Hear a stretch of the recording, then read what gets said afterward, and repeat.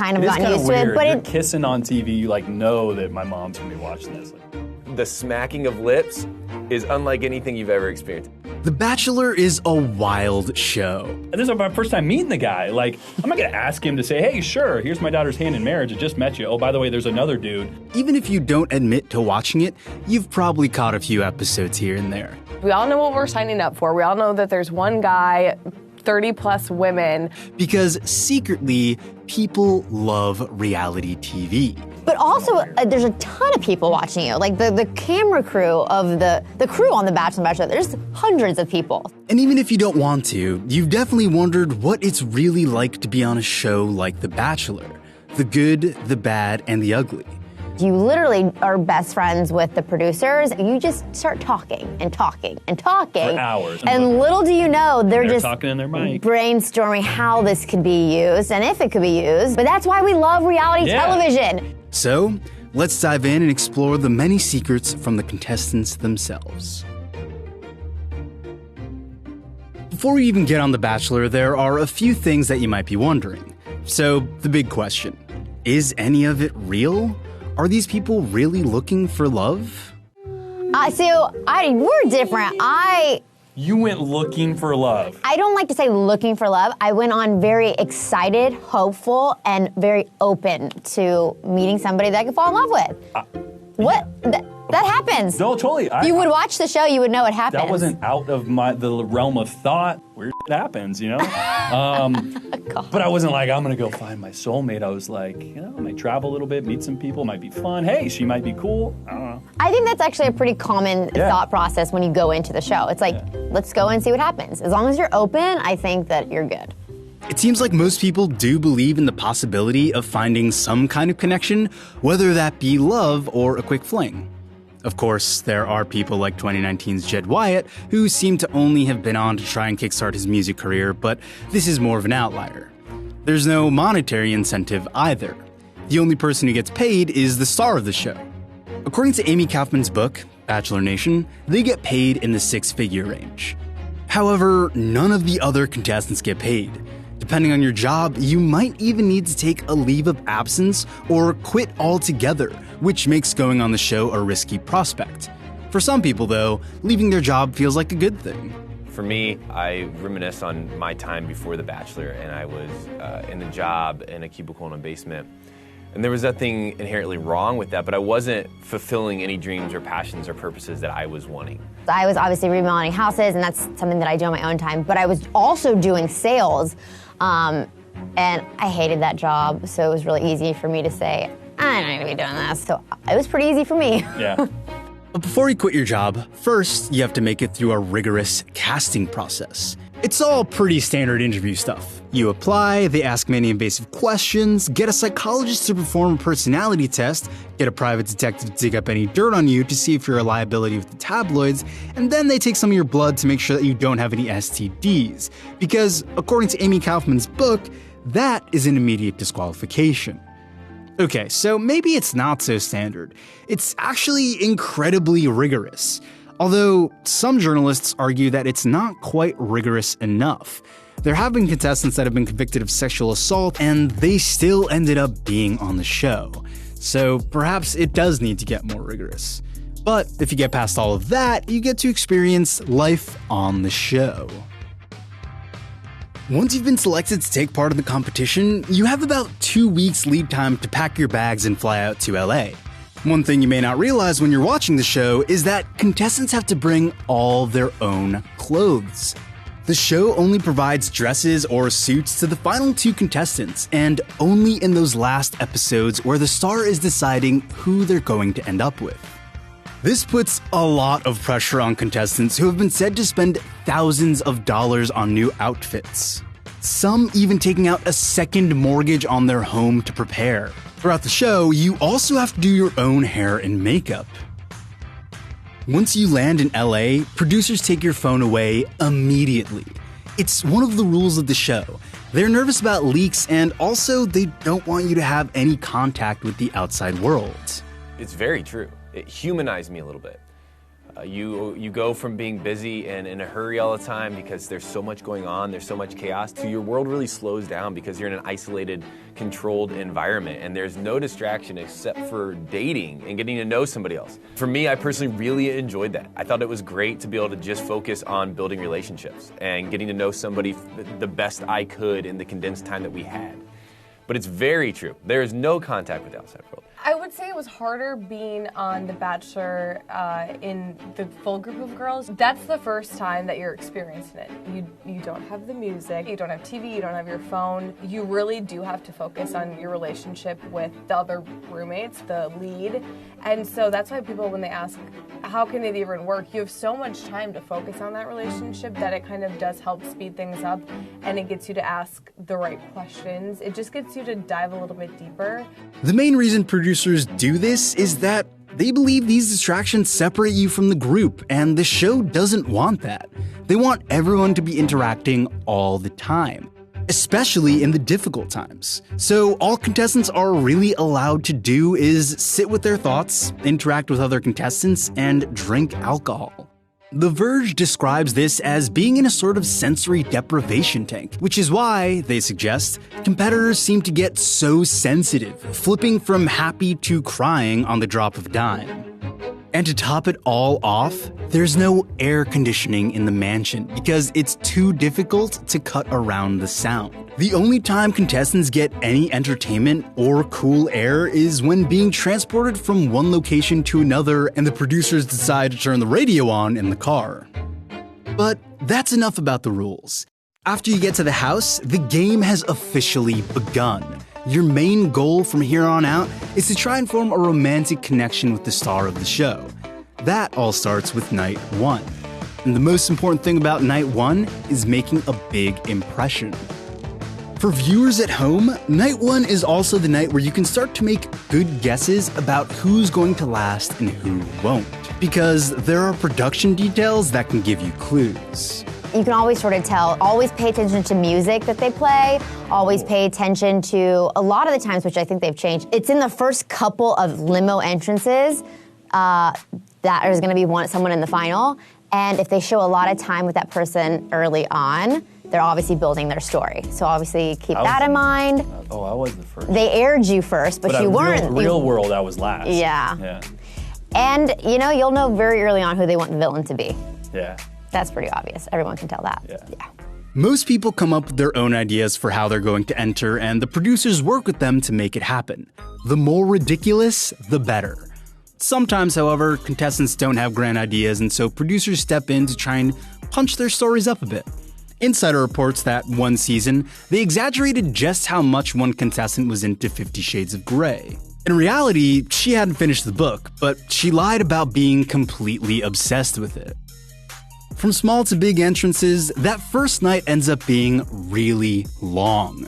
They condense it into 2 hours for viewers, but it's been reported that it can go all night. And especially in the early days where people are plentiful, the rose ceremonies can also extend well into the night. The rose ceremonies are long. They're not 10 hours, especially the first night when you're meeting everyone.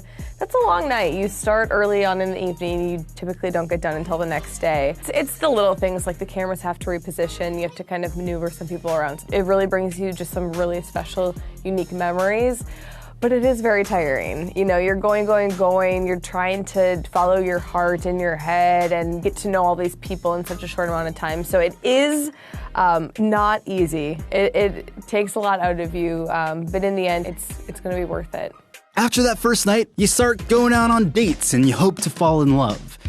So, what are the juicy secrets? You might think they cut the show to make people say things they never said or to heighten the drama. But here's what Ben Higgins has to say about it.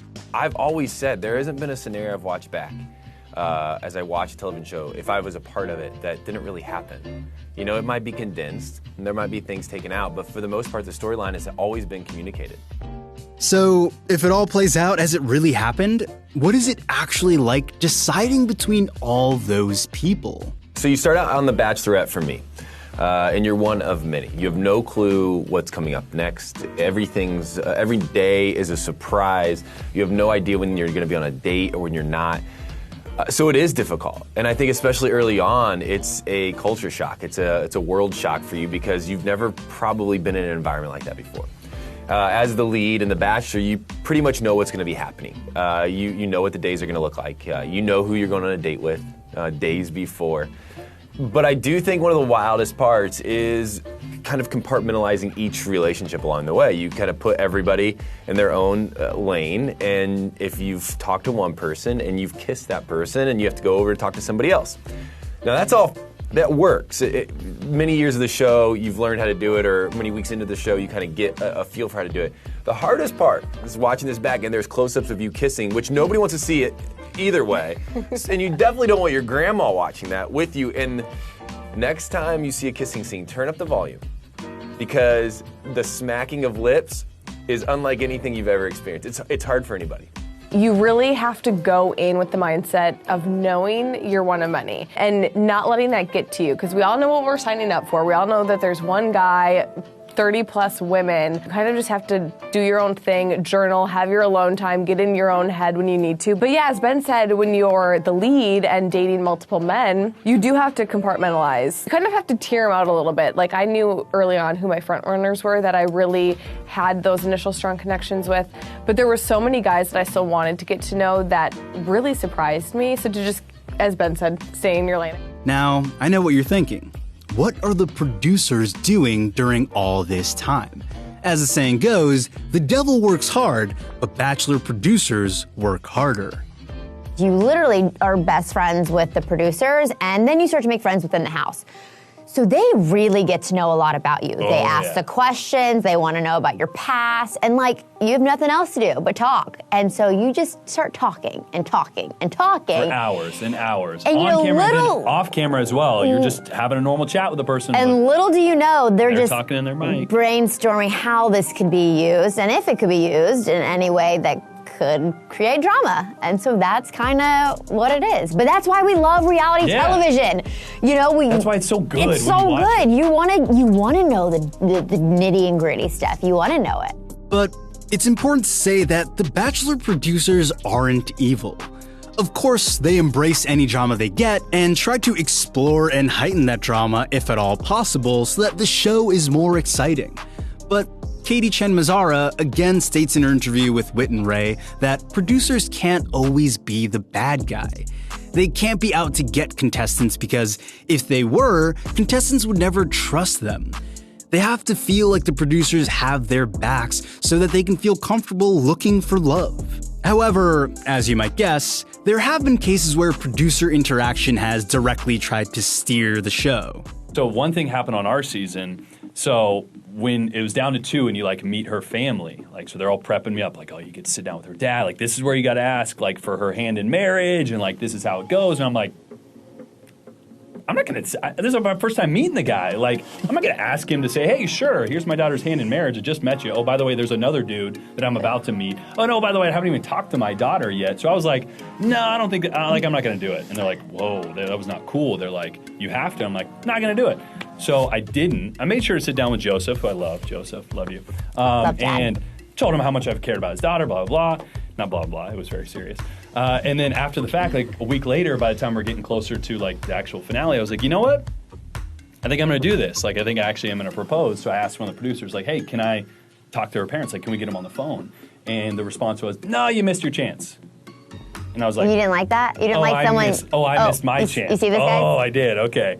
So I was like, here's what's going to happen. So let's have a powwow. All the producers. Jordan's calling the shots at this point now, like, by the way. Filming. Here's what's going to happen. Oh, gosh. But no, really, I was like, hey, I get it. I know that you want some drama at the end, but this is actually going to be a real part of our relationship. And if you guys are affecting the real part, that's not cool with me. So either get them on the phone or I'm going to walk. You don't always have to script that drama. No. The drama happens when you're in a house with that many people. I mean, has anybody cried more than her, like, on a TV show? Well, you wouldn't know because you don't watch reality television, but I did cry a lot. Those producers, they know what they're doing. They need a raise. They don't even have to, like, script it. They just say, okay, I'm going to put you guys together, and I'm just going to let watch it brew.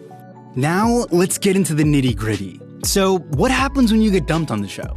Well, they send you home pretty immediately. Unless you're the second or third runner-up, then they keep you on set for a couple days to keep spoilers at bay. Producers have no influence on who stays and who should go because, again, they want you to feel like they're on your side. So if the villain stays on for a really long time, that's because the star wanted it that way. If you make it all the way to the fantasy suites, those are the first times that the couples actually get to spend quality time together, not in front of cameras. So not much is known about what goes on in there unless contestants are vocal about it. If you get to the end of the show and you get engaged, congrats! You're offered to have the wedding on live TV and have the show pay for everything. The show even purchases the engagement ring for you. But if you end up breaking up within 2 years, you have to give it back. The hope is that you don't break up though. Whether or not you win or get dumped, after filming ends, you experience life after The Bachelor. You have to stay in hiding for a bit until the show airs, at which point you achieve some level of celebrity depending on how long you stayed on the show. If you won and you're still with your partner, it can be amazing, and perhaps a little awkward. The weirdest part is sometimes you're watching it back with the person that you chose, and of course you're still in hiding at that point, so you can't go out in public and talk openly with them about it, but they're watching it back and watching you kiss other people. That's the weird part for me, at least for me, and Garrett did a great job of just being very okay with where we were currently at in our relationship and knowing that he was the final one and that it was just the two of us at that point, but it's not fun watching you kiss your exes with your current partner. If you didn't last that long, the first option is to go back to living your regular life. Go back to the job you had before if you can, or start looking for a new one. One former Bachelor contestant says that this can be really difficult. He told MarketWatch, "I didn't understand the magnitude of the show and how hard it is to get a real job right after. Everyone knows who you are and employers see it as a distraction." Despite that unlucky consequence, there are other options. If you stay single, you might be able to continue along the path to Bachelor in Paradise. This way, you get a second chance at finding love and you get to stay in the public consciousness a little longer. This could be especially helpful if you're strategic about it, as you can parlay your fame into becoming an influencer for brands. Depending on how many social media followers you get, you may or may not be able to make that your main gig. But the best alternative to losing on the show is becoming the next Bachelor or Bachelorette. This is usually picked from whomever was the fan favorites from the previous season. But if those options aren't on the table for you, you might still be able to use your Bachelor fame to launch yourself into a new career. We have the opportunity because of our platform from the show to like work together. And host shows like Battle of the Fittest Couple and do stuff like this. And I feel like being able to meet the way that we did and take people back into our lives now when we're doing something we already love and we're passionate about, it's cool. Yeah. We like it. The show has launched me into the ability now to be in front of people, to be talking to people, to be involved in really fun, exciting projects like this Bachelor Live. I would have never been able to do this without the show. And now I have a coffee company that I operate. I would never have been able to do that without the show. That's what excites me now. And I get to do that only because of the show. So, after learning all that, would you want to be on The Bachelor? Would I recommend going on reality TV? I'm actually interested. Well, no, I would hesitate. 1000% tell you to do The Bachelor, Bachelorette. I don't know about all the other shows. Why not? Because some You of those like are. watching them. I love You would watching love to them. see those people in public. I like if you saw them. love watching them. I don't know how they feel. They probably love it, but like I'm sure there's a lot of people who probably hated their time on reality TV. Maybe. My experience has been great. I would tell you to do it if it's what you want to do. What about you? I'd say go for it. It's fun. Yeah, it's a short life. Just be yourself. Yeah. Have fun. Why not? Right? YOLO. YOLO. People aren't saying that anymore. YOLO. So I should stop. You're just leaving me It was hanging. a thing like years ago. It's not anymore. JOMO is though. That's not a thing. Oh. Is that a wrap?